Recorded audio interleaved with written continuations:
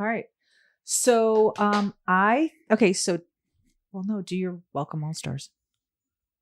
What did we talk about before the show? Okay. All right. I didn't know you were going to do that. No, we're right now. That's how we open the show. I know we're only 37 episodes in, but we open the show with a little bullshit. And then we go into welcome back all stars after the music when the dude's done singing. Whatever. Okay. What do we got? We're going to talk today about meeting with a real estate agent. You know what we should talk about, actually, now that I think about it? How you always interrupt me? No, we should talk about how you were trying to make out with me at 2 a.m. last night. I think you were dreaming. I'm not sure. That did not happen. Okay? That did not happen. It did happen. I'm not just some booty F-boy that you get to call whenever you've had enough of life's little ups and downs and you need a little romance. Okay, fine. All right, but I'm so telling you. If you want all this, you're going to have to come around 10:30 p.m., okay? Because I got shit to do in the morning. Note to self. Check the mic and make sure it sound right, boys. Hey listeners, ever wonder what it would be like to blow up your comfort zone at the tender age of 50? Well, we did just that. When our last kid went off to college, we hit the road in search of a new hometown. Now we bounce from city to city and bring you along for the ride. This is the Skip Town All-Stars podcast. What's up, All-Stars? Welcome back for another episode of Skip Town. We are so happy you could join us today. We're back. We are, and we took a little trip to Mexico again. And again, you sound like a brat when you say that. I know, I totally do. No, stop that. So last time we were in Mexico, he said it was going to be his last time. That was when we went to Cabo San Lucas because his thought was, let's see other cities in Mexico and not keep coming back to Cabo. And he said that November and it's March and he's back in Cabo in the same exact hotel resort that he said he was never coming to in November. Yeah. And rest assured, we'll be back again. I hate that place. I am never going back. I went back for the last time. And I got to interrupt you, but let's just pedal back a little bit. Okay. We were in Cabo for 7 days and we were there with our daughter for her spring break and her Thank roommate. God she was there. It made it bearable. Stop it. You sound like a brat again. I know. He's just bent out of shape about the resort that we're staying at. And, you know, we're old people and we have a timeshare. I don't even like saying timeshare because it sounds so antiquated, but whatever. We have a timeshare and he's always complaining about this timeshare, but whatever. We bought it when the kids were little. It was perfect for that point in our lives and we've outgrown it a bit. So we still have time on it. And I just have to hear every time we're there how much he hates it. Anyway, we're there for 7 days. And the entire 7 days, he kept saying, I'm never coming back here. I'm never coming back here. On day 7, we checked out of our resort. The kids went back home to Salt Lake City, back to college. And then we continued on our trip, but we changed resorts. So we spent 4 more days in Mexico, but at a different resort in a different city. So we left Cabo and went to San Jose, which is about 40 minutes north of Cabo. Right, north, correct? I'm always like switched around when I'm there. It's north and it's on the Sea of Cortez side. So correct. And it's on the way to the airport, yes. Actually. So I don't know why I always confuse it with Cancun. I have no idea. But anyway, so we went to a different resort and he was so happy that we had left Cabo. We left the resort. We were at this adults only resort. It was like it's not as exotic as that sounds. No, it was adults only. I just meant like no kids running around, you know, all of that, like that part crying was and great. like, you know, pooping in the pool. Yeah, that part was great. And so then we were not there for more than 3 hours. Now, mind you, I've been having to hear him say for 7 days he's never going back to the resort that we were at. We were staying in. No longer than 3 hours we'd been there, we had to get on a van because we were taking a beautiful sunset boat ride. And where did the van take us? It took us to the marina directly across from our shitty resort that I hate. So I spent about $100 in tips just getting all of us out of there and all of us to the airport and all of us you and I into another hotel to promptly get in a van and tip a guy to take me right back there. Okay, here's the best part. Because You never listen to me. You're oblivious. I don't even know, like half the time you don't even know I'm next to you, but whatever. We're in the van going there, right? We're in the van going there. The I'm minute aware. that we got in the van, because there's like 10 other people, the guy does a U-turn on the freeway. And I say to James right before I closed my eyes, because I took a little nap, I said, oh, we're heading back to the marina. Now, I don't even think you heard me, because then all of a sudden I hear, oh my God, are you kidding me? And I open up my eyes and there's our old resort. Yep. Literally So pissed. across the street from the resort is where the van stopped. It was so awesome. All that, I'm never coming back here. I'm never coming back here. 3 hours later, you were there. Oh, I'm never going back now. Whatever. I'll see you next year. Yeah. So anyway, we spent the remainder of our stay in Mexico at a beautiful adults only. The Marquee. Yeah, the Marquee Resort. Awesome. The food was amazing. The drinks were great. More suited for my taste. You don't even drink, really. No. I mean, I had the same tequila and soda, sipped on it all day, just like I did at the other resort. But the rooms were a lot nicer. There's no such thing as a room that doesn't face the ocean, which is incredible. I mean, like nobody's fighting about not having an ocean view, because everyone has a beautiful ocean view. Yep. And it's right on the water. So whereas some resorts would be set back, this one sits so close to the beach, you can hear the waves crashing. It's really beautiful. And you don't get that like in Cabo a lot, because some of the resorts, ours especially, is pretty far back from the beach. And for $150 more per day, you got way better food, way better alcohol, way better service, bottles of water in your room. Yeah. Not a junky room with the plumbing that's bad, like in our resort. It's just, there's no comparison.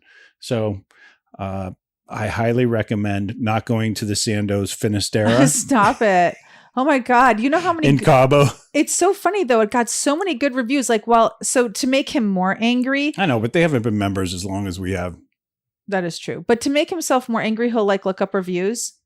Oh yeah. It's getting like 4.5 out of 5 stars. And these people are paying like $300 a night. And I'm like, there are so many better places in Cabo. Like, my Lord.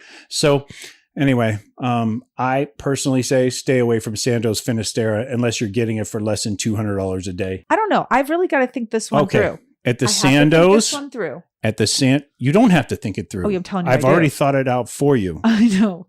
You don't need to think of anything. You know what? I think I might pick the marina still, because I like to get out and walk around. I'll get back to you. Okay. You're not picking. I'll be at the Marquee when you're done thinking about it. Moving on. How are we going to stay on this topic? All right. Well, look, I mean, we're here to talk about real estate. That is the topic that we're going to talk about today, because we are still looking for a house for our entire family. We're back in our rental. We'll be here until we head out again, and that's going to be in a few weeks. But, we really wanted to talk about real estate, because we're notorious for going to a place. James gets on Zillow. We drive around in the car to the neighborhoods that he sees. Yep. And we're like, oh, is this a great house? Is it a good neighborhood? Could we, do this? And that's been the extent of our real estate adventures. But this time we actually decided to get help from a real professional. So we're seeking professional help for the first time in our lives. Fancy that. So while we were in Savannah, because we were in Savannah for like a little over 3 weeks, we decided to meet with a real estate agent while we were there. Yeah. And, Savannah was the perfect city to do this, because Savannah is on every single list of places to move. And we talked about this in our Savannah episode. It's on the list of like up and coming cities. It's on the list of the friendliest cities. I mean, it hits every list. So for years, we've been wanting to visit Savannah. And while we were there, we thought, let's meet with an agent, not just to talk about real estate in Savannah, but like, how did it go from a city that was once affordable to now a city that only wealthy people can purchase homes? Like, when did that happen? So we met with a real estate agent by the name of Isia Orr, and she owns Fox Hollow Realty. Yep. And the day that we met with her, we also met with her daughter, Michaela, and Chanel, who is another agent there. Yeah, I was going to say, she not only met with us, even though she knew we probably weren't going to be seriously looking for a house that day and using up her time. She met us on a Sunday morning at 9 a.m. She did. She was so generous with her time. When I reached out to her, I thought it was really important that the person that I reach out to be a local. So then I went to Isia's Instagram. I loved her Instagram. There was no song and dance, legitimately. Like, and I don't just say that like figuratively. I mean, like, what's the other word besides figuratively? Horse and pony show. Yeah, but when you say figuratively, that means like imagination. I'm saying like, what's the word?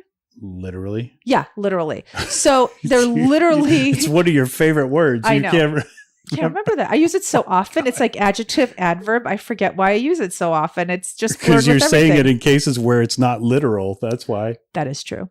So the one thing that impressed me about Isia, and I knew this was the person for me, was that her son at the age of 23 bought a house. And he was working at Walmart making $24,000 a year. And he purchased a house for $100,000. I think it's less than a year. He has put the house on the market to sell it and is going to sell it for over $205,000. So this is a kid. Yeah. In less than a year, he is making I think she said it was like $100,000 profit or 102 or something like that on this house. That sold me. Like, this isn't a woman who just does this as a job. This is a woman who practices what she preaches, and she extends it to her entire family. So her daughter, who is 25, just purchased her first house for $349,000. Yeah, Michaela. Yeah. And it's like incredible that she has two young adults who are first-time home buyers in their early 20s. Her whole objective in selling real estate is to get you in a home sooner than later. And she had said this more than once to me on the phone when I spoke with her. Yeah. And then in person, that she doesn't believe you should wait until you're in debt to figure out if you can buy a home. And when she said that, it was eye-opening. Yeah, it really was. I mean, I can think of one friend, Stevie K, shout out. I can think of one friend who kind of had their shit together at an early age and was able to buy a house relatively early, like way before any of the rest of the guys in my crew. And other than him, I just know so many people that went into debt, had to dig out of debt, and then decided to buy their first house. Okay, the one thing she said over and over was like, you don't need to have your shit together. Like you said, Stevie K had his shit together. Yeah. That's not what she preaches. She preaches, if you've worked at a job for 2 years, and you can come in with 3% down, you can do it. So figure out the numbers. Her son bought a house for $100,000. He only had to come up with $3,000. Yeah. On a $24,000 a year job, he could still do that. So I was so impressed with her and how her goal is to get young people and people who don't think they can buy a home into a home. So I think, we should let everyone hear what Isia has to say. Roll tape. Okay, where are we going today? We're going to meet a real estate agent in Savannah, Georgia, to talk about real estate, what's affordable, what's not affordable, why there's such a boom in the historic section in the past, I think it's 10 years. So she's going to confirm that. Hello. Hi, I'm Denise. I'm Isia. How are you? Good. I'm James. How are you? Hi. Is it okay if we record? Yeah, that's fine. I'm Isia. How are you? Pleasure. How are you? Chanel. Hello, nice to meet you. Hi, how are you? Nice to meet you. Hi. My daughter Pleasure. did come. Oh, she did. Oh, nice. We have everybody. Hi. Nice to meet you. Nice to meet you. Oh my God. Hi, James. How are you? Pleasure. I know. Look at this. Thank you. This is a modeling agency. We could go into my office in here if you want. Thank you so much for doing this. No. Yeah, on a Sunday morning. Thank you. Yeah. So this is the first time we've actually met with real estate agents, because we've done our thing, we think we could live here. We looked on Zillow, see what the house prices are, but get a deep dive with the three of you. Exactly. It's gonna be so awesome. People have questions that of course we're not real estate agents, so we can't answer. Right. But we have questions too that we really want answers to. So we're excited. So We'll kind of follow your lead. Well, I'm Isia. I have been practicing real estate now for 19 years, August of this year.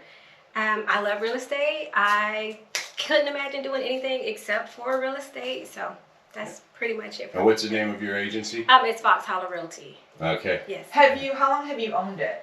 I actually owned or opened Fox Hollow about 6 months ago. Oh, okay. Well, June of 2022. So yeah. So I made 6 months in December. Yes. Oh, congratulations. Yes. So where were you before that? I was with Fathom Realty for about 2.5 years, and then I was also with Keller Williams Realty for over 15 years. So what made you decide to open up your own place? It was time. Aww. It was time. Everything that I didn't like about a brokerage, I wanted to bring it into my brokerage. So when I first decided to open, it was all about, I just need to, make sure that I could do it. So I gave myself a goal of about 20 or 30 transactions before the end of last year. And I said, if I could do that, then I'll invite other agents in. But right away, other agents were interested. So I just started hiring. And now what I do is I do a lot of training. So I'm in my office at least 3 days out of the week doing hands-on training. I am extremely hands-on. So Chanel will tell you, we do a lot We of have pushed the shadowing. car. Like recently, we actually built a road out of bricks, and we got someone out of a really sticky, muddy situation. So so we're out in the field at least 3-4 times a week with brand new agents, just showing them what we do every day. I love the fact that I have a 25-year-old, my daughter, and then Chanel is in her early 30s. So we definitely target women. We target young people especially, because my thing is you don't have to wait until you're in debt to learn how to get out of debt and then purchase a home. Why not do that in the beginning? Like start off with a home. Michaela's actually under contract to purchase right now to get her first home. It's new construction. We're all about service. We're about community, and we're about teaching. Everything is about teaching. So Teaching the buyer. Teaching the buyer, and of course, like I said, I'm bringing new agents in, so I also teach agents. What makes Savannah special? When I start off with a buyer consultation, I ask goals. I ask if they have kids, because we have certain areas that are a lot better for kids than others, especially different school districts. Most of the people that decide to just move to Savannah, they are looking to live near downtown, but it's crazy expensive. So we try to get you as close as possible without, breaking your wallet and things like that. So I guess today I would like to know a little bit about what you guys are looking for so that we can explore the right areas when it comes down to Savannah. Great. I was just going to add, one of the properties that I put on the list is kind of to give you an idea of what we're dealing with, because when COVID happened, it almost seems like it was a great migration and everyone decided to move south because, of course, we have great weather.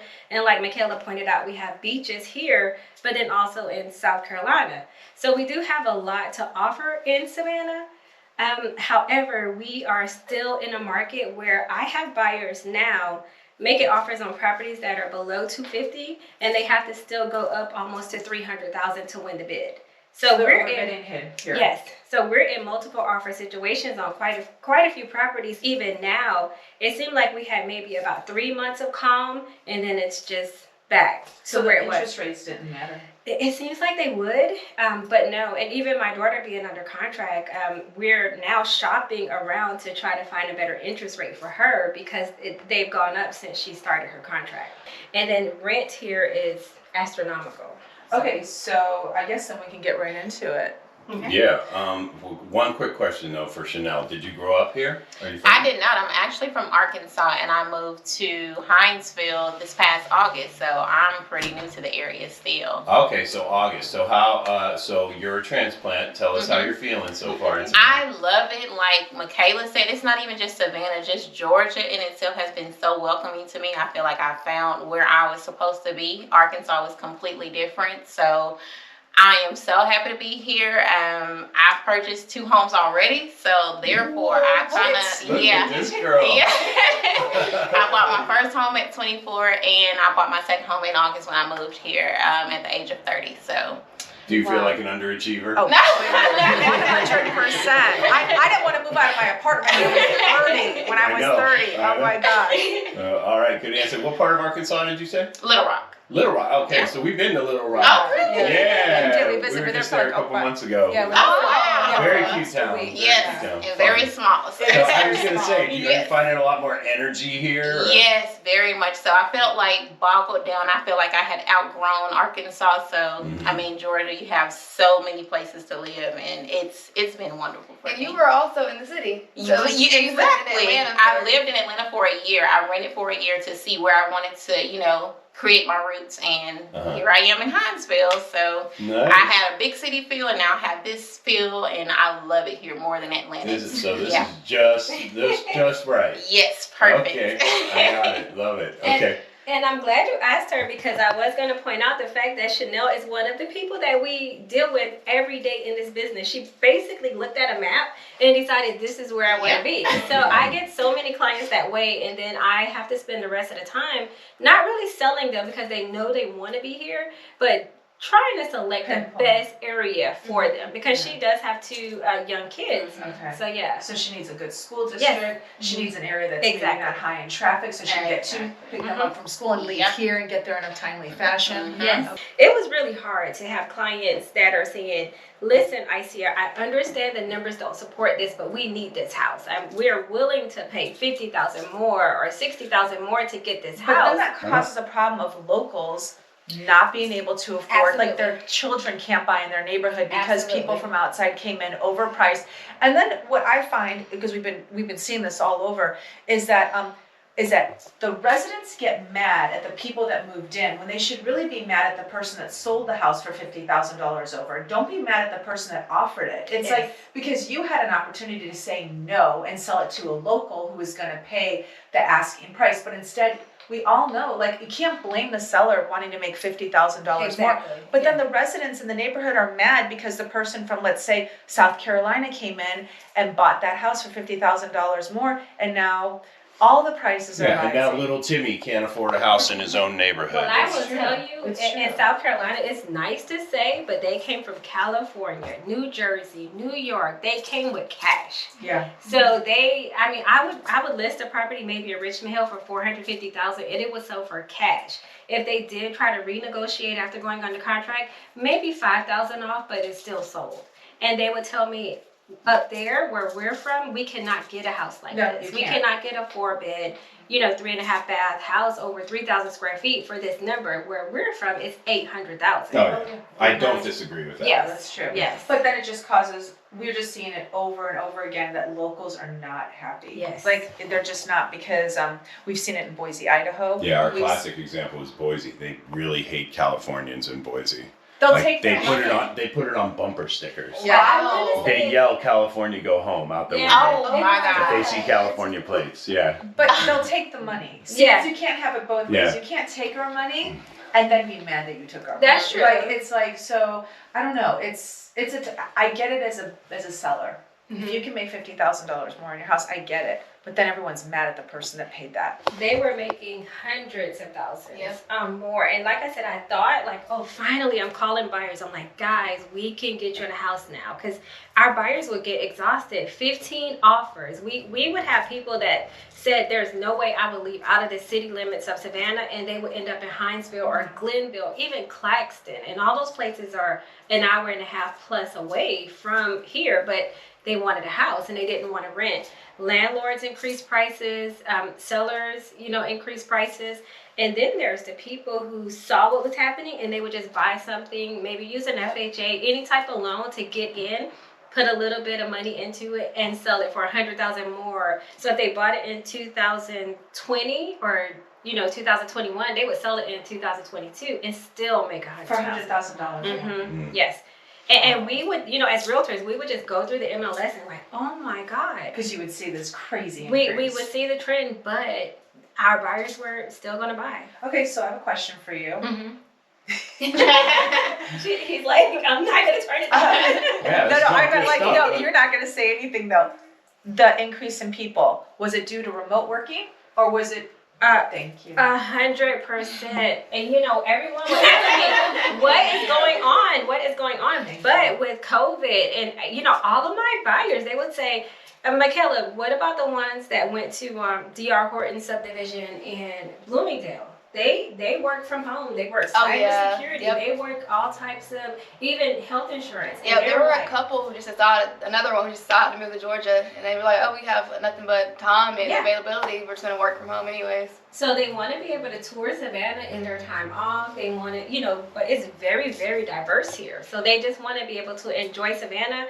But it was one of two things that happened when COVID hit. Number one, a lot of people went home to work and the kids couldn't go to school. So they realized this house is too small. We are tired of all being in this cramped space. We need a bigger home. And then they would say, why are we in this cold area? Our company is not opening back up. It's cold here. Let's go down south. And like you said, once they got here, they made our market go insane. The landlord said, either I'm going to unload these properties that still need repair because I can sell them and still make, $100,000 profit without doing anything, or I'm going to increase the rent, which we would have the average house that rented for $1,500 now rents for $2,500. Oh, that's huge. Wow. So I feel like I know the market. I can feel the trends, but right now it's shaky, Okay. Shaky in what way? Because like my daughter, I caution the fact that she is purchasing a brand new home in the price range that she's in and the rates are going up, but it still makes sense for her to purchase. So of course I can't foresee what's going to happen in a year after she gets into that home. She can always refinance. She can, but when? We thought that, because I think the interest rates began rising in summer of 2022. Yep. So for us, we just knew like, okay, by the end of the year, you guys will be refinancing, but we're already in spring of the next year. Oh, that's a very good. It's going to be summer in a few months. Exactly. And interest rates are still high. They're still rising. And like I said, in her situation, lenders are predicting Q4 of 2024. So what? Yeah, it's just. So everyone's going to be paying the high. You have to wait for almost one more year. Sorry, to refinance. Yeah. But you're still better off because it's still going up. The prices of the homes are going up. And even the home she secured, the last one in that phase of that subdivision. But I have a client that already signed a listing agreement that's selling that same plan, and he's selling it for what she's purchasing her brand new one for. So the prices are still, yes. Oh, wow. And we already have buyers just waiting because that seller, the only thing he has to do is wait for his apartment to become available, and then that house is gone. Oh my gosh. Okay. Yeah. So I have a question. When the pandemic hit in February, were you like, oh my gosh, my career's over? Yes. I was like, well, they said that realtors can get unemployment. We need to figure out something because there's no way that people are going to purchase. And I was extremely careful with COVID. I would wear 2 masks most of the time. So I'm like, there's no way. When did the phone start ringing? Immediately. I don't know when people realize, hey, I can just pick up and leave, but we showed so many homes virtually. Like, we normally would not see our client until closing day. Yep. Yes, it was so different for me because in my whole career, I had maybe sold 2 houses virtually and, over 15, 16 years before that point. And now it's like maybe 20 of every 35 houses is just completely virtual. How did you pivot? Like, what did you immediately, how did you know I have to get this online? I have to get a 3D view. Like, I know you already do, like everyone does virtual. How did you pivot? There's a pivot you had to do quick. It was immediate. It was just listening, just listening to the clients and watching just social media. And then the news, of course. The news is always going to make you afraid. But like I said, we just knew we could just stay home because nothing's going to happen. And the phone immediately started ringing. So once you start off with, client 1 and client 2, then you know what to do with clients 3, 4, and 5. Okay, but how did you pivot doing it on Zoom? How did you pivot just doing tours virtually? Was it hard for you? No, not at all. Oh. As a matter of fact, I took so many cues from my clients because they would say, well, if you use WhatsApp, it's easier. And if you do this, it's that. And I was like, okay, so I'm doing this. And then I'm telling the other agents, this way is better. Sometimes I would even just go in, completely video the home, put it on a private YouTube link, and then they will watch it from there. So just with your iPhone? Yeah, just with my iPhone. So you even have you weren't hiring professional videographers. No. It wasn't necessary. No, we'll be on FaceTime With the client, yeah, we FaceTime had and no go through the time. whole entire house. No Yeah, I was time. gonna say. So There was no time. I mean, 15, I tell you, and we're not exaggerating. It would be about 15 offers before you got one. And they want to purchase and they want to have a house by the time they get here. And you are not going to meet them until closing day. So they trust you and rely on you to take them through the entire process. That's like old school real estate. That is old school, but it makes you feel so good because when they get here and they love it, I'm like, yes, we did a great job. But the thing about it, when I did decide to move to Hinesville, that was September of 2020. So it's right at the time when everything just decided to go crazy. Mm-hmm. So for us, we're Hinesville, Savannah, Pooler, Port Whitworth, we're just all over the place. So like you said, it was just as we went, we realized the easiest or the best tools to use in order to make sure that everyone saw the house that they were going to get in the end. And thankfully, everyone's happy. Everyone's happy. Okay, so you get a feel right away when you hear her that she's like, no joke. She's been doing this at a very young age. She owns her own real estate office. Everyone in the office is so knowledgeable about real estate. It's true. But I want to talk about like the most important thing that she mentioned. Are you waiting for me to ask? No, because you already know what it is. You looked at me and you hung there. You already know what it is. Savannah blew up during the pandemic. Yeah. Let me just recap everyone really quick on a few episodes back when I said that houses started skyrocketing in areas that were like... It was a specific area. It was St. Pete's. Yeah. Yeah, but I use that as an example because that's an area that people used to like to visit during the winter times, adorable beach town, whatnot. And the whole argument back then was it went out of control during the pandemic because people had the opportunity to move and work remotely. And you pulled up looked up figures, stupid Google and facts, found out that there were only 2,000 people that moved there in the last couple Here years. We go. Don't make me like have to go over through. So maybe drop some knowledge on your ass. They'll make me pull up Patrick's text, okay? Anyway, so we have Patrick, a professional. No, Patrick lives in New York. Okay, so here we are 4 episodes later still talking about this. But now we have a professional who can state with facts and numbers and experience that remote working changed the landscape for most cities across America. I don't remember her saying most cities across America. I think you're generalizing. Most cities across America. Most good cities across America, like Savannah. Had a boom. Okay. Sure. And we're using... I'll give you some great cities had a boom. Had a boom. Sure. Why? Because a lot more babies were born. People were bored. They were It's so having... hard.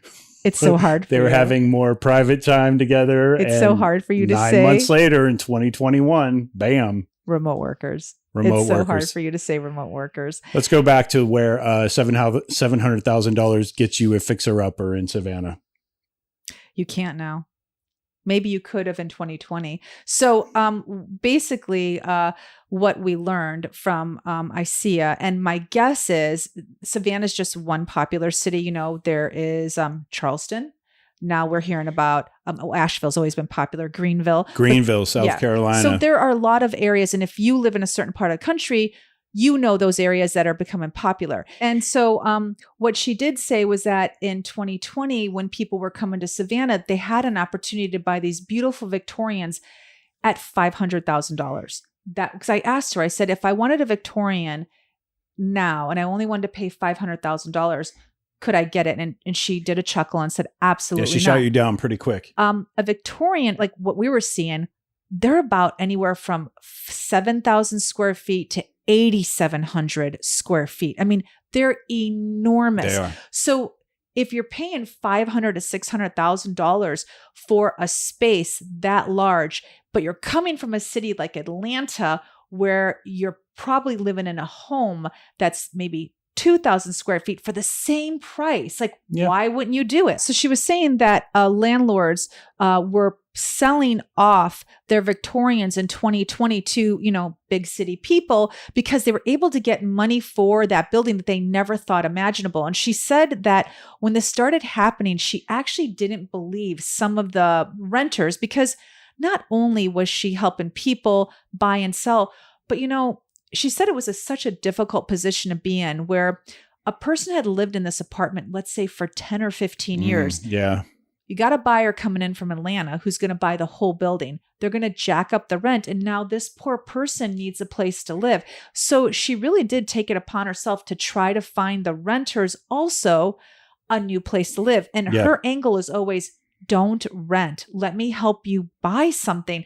So while we were there speaking with Isia in her office, we talked a lot about what a hidden gem Savannah is. Even though it's not, it still kind of feels like that because I don't know, like I wouldn't say it's hidden because so many people it's know on every about list. it. I know that, but like I don't think people really know about it. Underestimated still. Oh, that's a perfect word. It's like people still like maybe taken for granted a little bit. I don't know. I think underestimated is a good word. I also think there are a lot of people in this country without taste. So, a lot of people go there and they're like, it's cute, moving on. Like some people can't envision themselves living there forever like we can. Like the cool people. The cool people go there and say, damn, I could do this. The not as cool people. Oh, geez. You're going down a rabbit hole. I don't think you want to go down there. Roanoke or wherever. I don't know. I don't know why I think it's a hidden gem, even though it's not hidden. It's on totally every not single hidden. list. Maybe it's just a gem. It's interesting. Since we've been doing this traveling, I find that the cool places, the places that like people tell you about, just aren't exclusive to certain people anymore because of social media. Like, I'm even guilty of exploiting a place just to get a like. And it's like, there's a part of me that like, I hate doing that, but then I want to get that like, and I want other people to know about it. But then when other people know about it, it's like not cool anymore. I can't explain it. It's like an indie band. It's like you found this indie band. You saw them at like this little cool club. They're like, you think they're yours. You tell a few people about it because you want them to like make money. You want people to listen to it. But then all of a sudden, next thing you know, they're on like pop radio and you're like, what the hell? And now you're mad at them. And so you don't listen to them anymore. It's kind of like, maybe, I think know. It's something because when you ask locals about Savannah or you ask locals about Austin or you ask locals about like any of the cool places we've been to, like, how do you feel? You've seen the changes. Tell us about it. It is always a mixed bag. And you know that. It is like, we're happy to have the money, but man, it's busy now. Comparing Savannah to some other cities we've been in, it's like their version of busy versus busy. It doesn't get like Seattle busy. Okay, I'm not talking about that. Okay, why do you, no, we're not, I'm just saying like when something gets popular, it's a double-edged sword. Like you want Grandma's Country Kitchen to like do well. Grandma's back there making her meatloaf and you want people to come and know about it, but you don't want to line around the block where you can't get into Grandma's kitchen anymore. Grandma's making bank. I don't like that.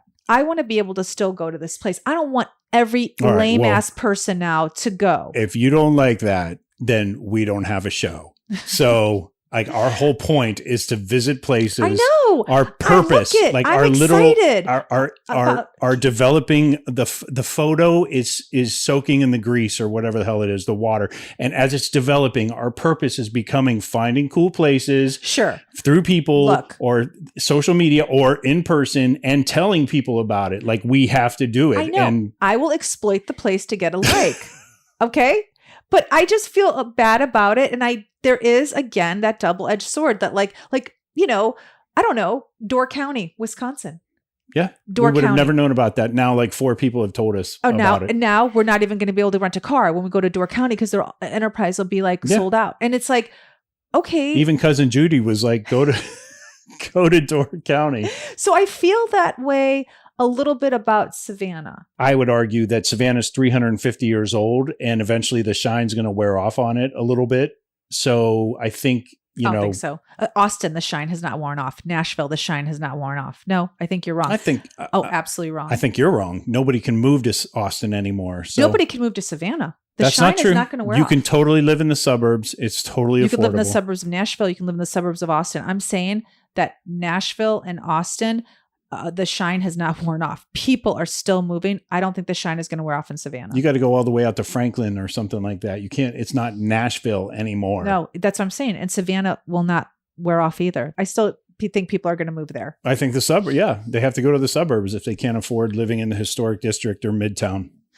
Okay, so we learned a lot about real estate when we were with her, how to not wait, how to get started as young as possible. But what was the thing that changed? I would say it changed our life right now because we're doing something that we never, ever even considered after spending the day with her. And what was that?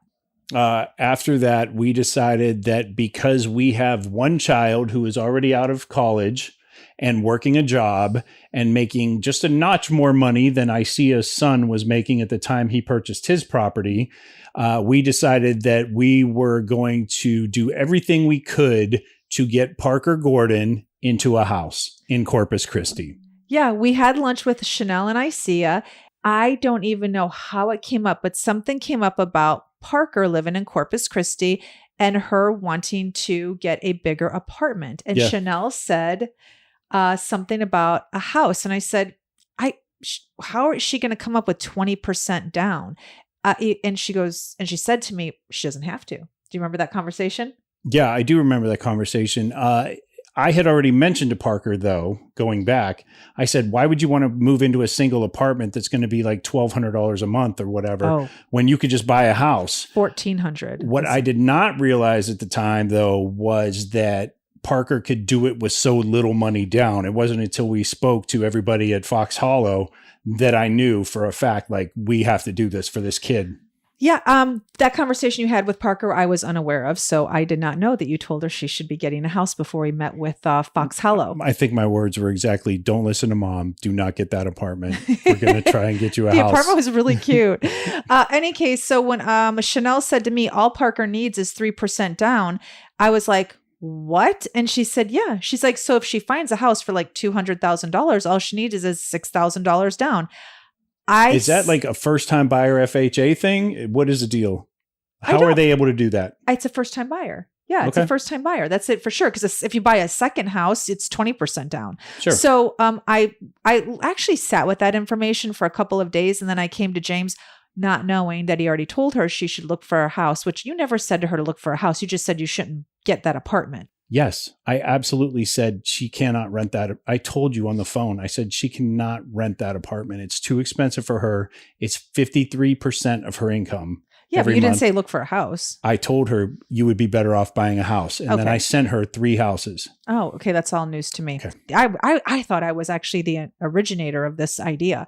So learning how now. How can you say that? We were in a real estate agent's office. You were coming up with these solutions. I actually thought I was the originator of her Parker getting a house. That's what I thought. I thought, oh, this was my idea. But you're telling me no. It was our meeting with Isia that you set up. Yeah.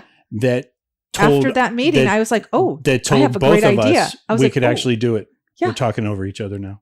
Yeah. After Isia's meeting, I was like, after Isia told you the idea, you are the originator of the idea. Is that how this works? For our daughter. Okay. For our daughter. Okay. Yeah. Whatever. Just listen to me. For our daughter. No. And I'm not listening to you at all. This is insanity. Moving on. You're not listening to me. So I came to you 2 days later and I said, I have an idea.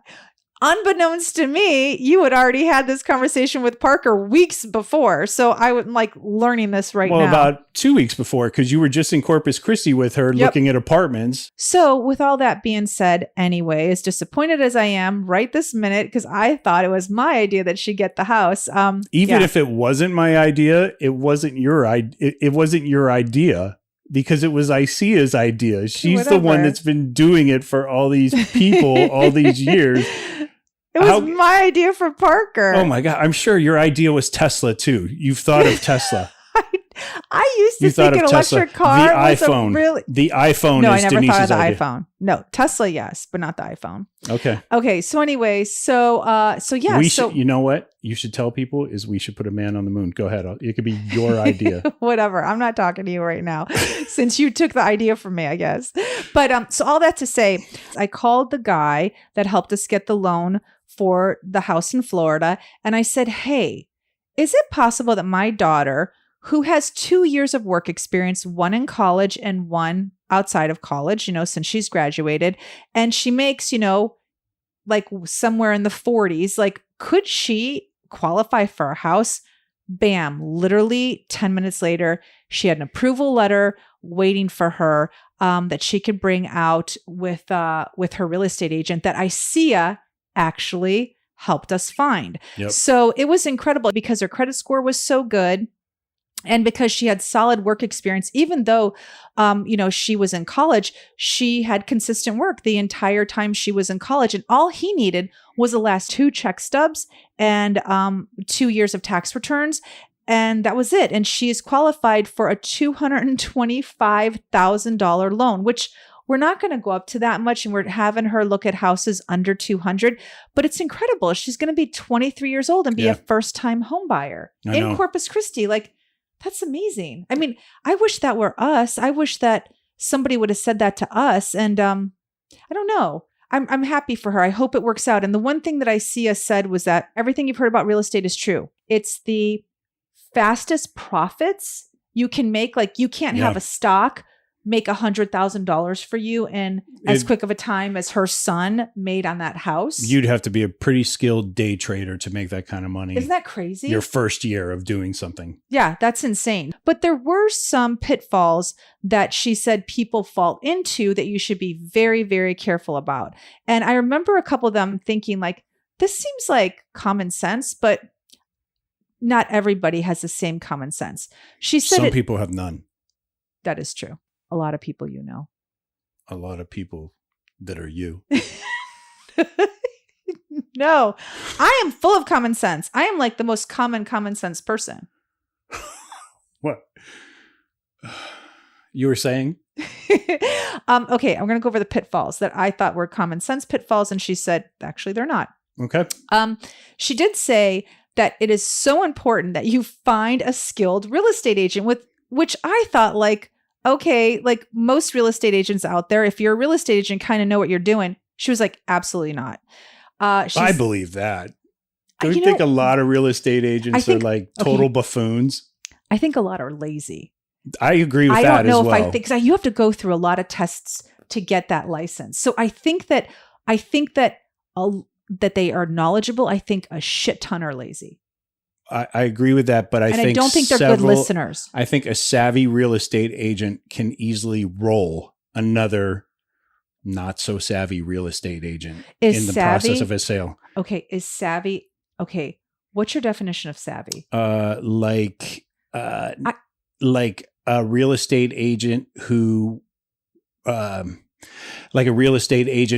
say yes to every single comp that a potential buyer asks for and just says that's ridiculous. You know, like somebody who's willing to put their foot down for their client. You don't see that a lot. Like and that goes back to what you're saying. Sometimes people are lazy and they're just like, guys, I think we're going to have to do all these comps.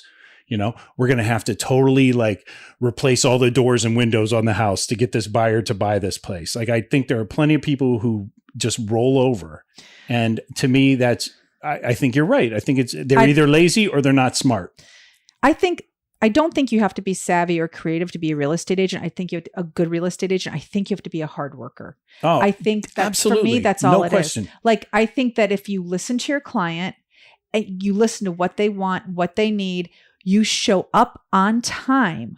Sure. And you are knowledgeable about the area. I think that's really all it takes. Like, I don't think you need to be. I mean, that's the bulk of any profession. It's like showing up on time, doing what you say you're going to do, all that. Sure. But let's just say all things being equal, part of that hard work is really like, I think there are just plenty of real estate agents who sort of skim over contracts or legalese or requests or. Yes. Okay. So that was another thing she said. And I think that smart ones put in that work. If somebody were to save us $8,000, I'd be like, oh, great. Yeah. That's, yeah, for sure. Yeah, I agree with you. Or get us another 30,000 over asking, Yeah. It's like.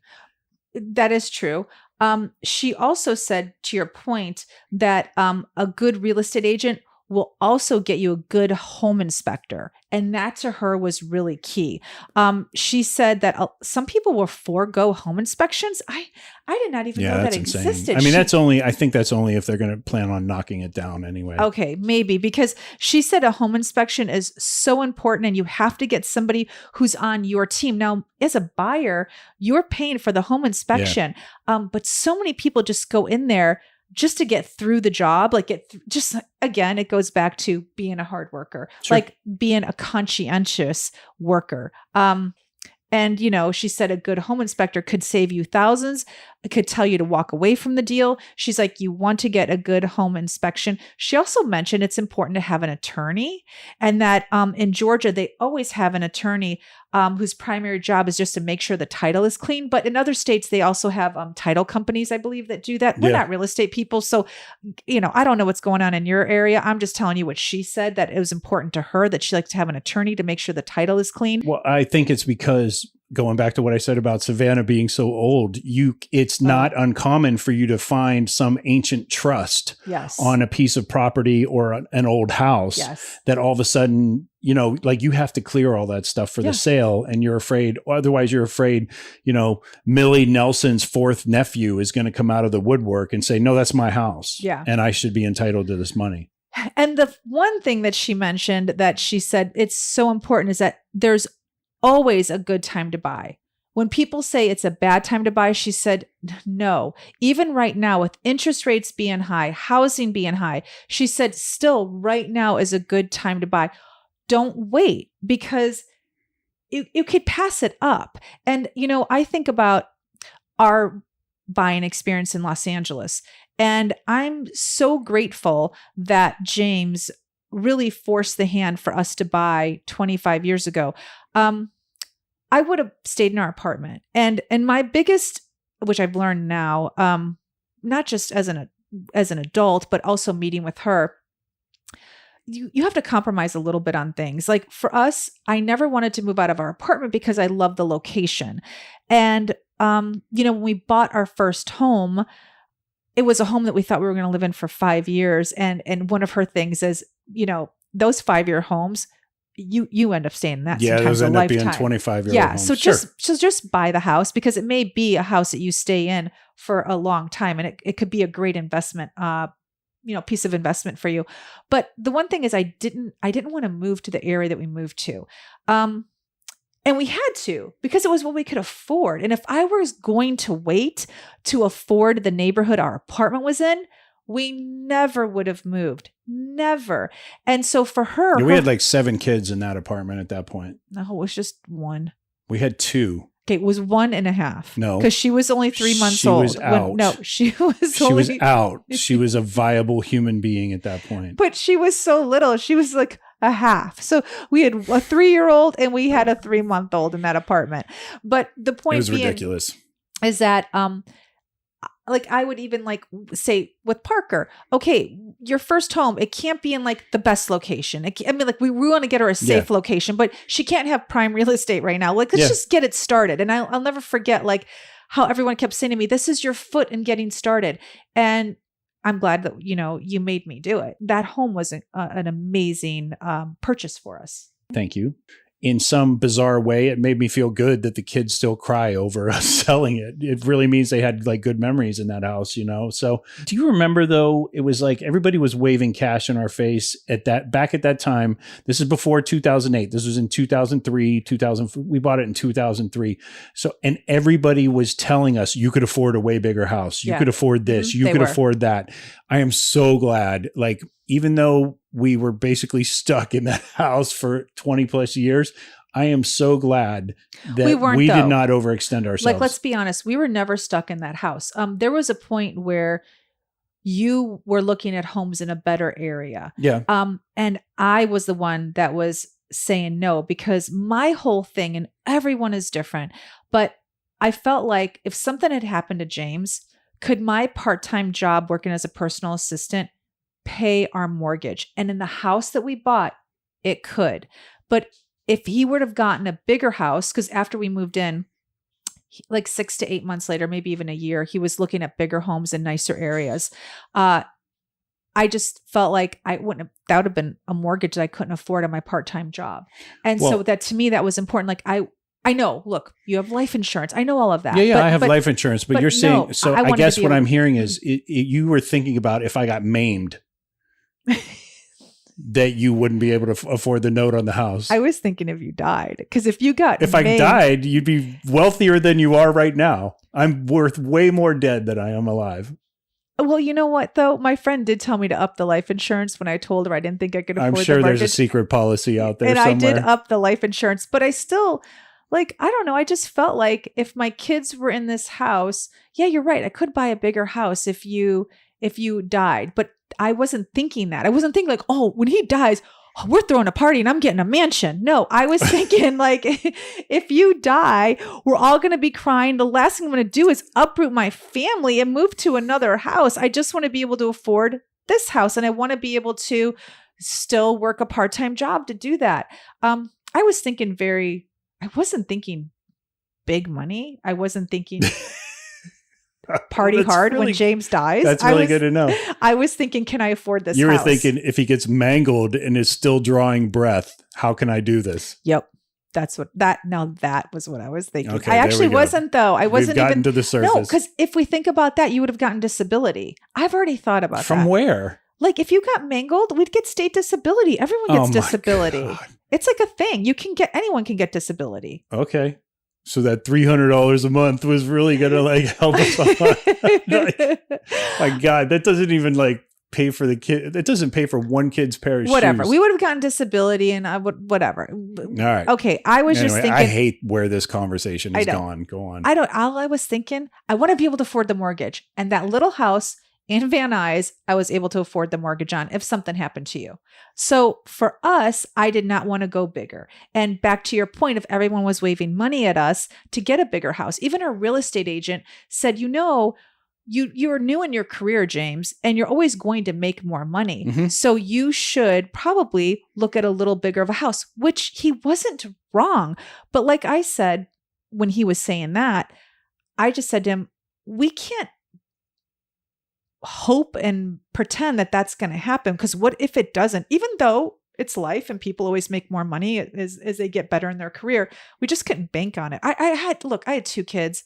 I just couldn't do it. So I erred on the side of let's get a little house, and then in 5 years, let's reevaluate. But 5 years never came. It never came. I came from the standpoint that I grew up in the sticks, and when my grandmother passed away, they sold her house with an entire acre of land and all kinds of Amish furniture for about $60,000. So the monopoly money that real estate agents and brokers were waving in front of my face at that time totally spooked me. There was no way I was going to purchase a house for more money than we exactly did. So I don't know, just our experience. People do it differently. Yeah. You could see the argument though. It's like, okay, 15 years from now, you're sure you're going to be a little stretched thin at the moment. But, I do see that you're going to have to cut out family vacations for a couple years, and then you're going to be making more money. I'm too scared of that argument. I think it's just so volatile, and like it's a lot of risk. The economics in this country now are so volatile. It's not worth it to me. I mean, like, honestly, we would have done it if it was worth it. We would have done it. But when I hear that argument, I'm like, oh, you're banking on a lot. Like you're banking on his health. You're banking on your health. You're banking on his job increasing his pay, your job increasing your pay. I don't know. This whole country is based on 2 people working. I don't even believe in that. Like one person should be at home helping like raise these kids. So, we don't have kids who are coming home with no parents. So how do we get back to that? Not how do we get a bigger house, Yeah. We were proven correct 5 years later when we know about 6 or 7 people that lost their house during the financial bust. That is true. Okay. That is very true. The one thing she did mention too was that, if you buy a house, don't stop buying. And I think it's like a tattoo. When you get one, you get another. I mean, it's like the same. It's exactly the same. I could see the connection you're making. Sure. Like you get the bug. And so it's like her whole thing is like, don't stop buying. And I agree with that. I really, really do. I hope that like we can do that. Like we want another house. I mean, we're looking for one right now, but then I hope like after that, we can do that, because it's something you've always talked about, but we just I think we've been scared. I know I have. I'm talking for myself. I've been scared. I don't know why. Yeah. She says, don't be scared. She's like, don't be scared. Like it's silly, silly, silly. Oh yeah. When we said, well, what about interest rates? I see and all of our little whiny stuff. She looked at us like Mike Tyson, and she was like, no, we can do this.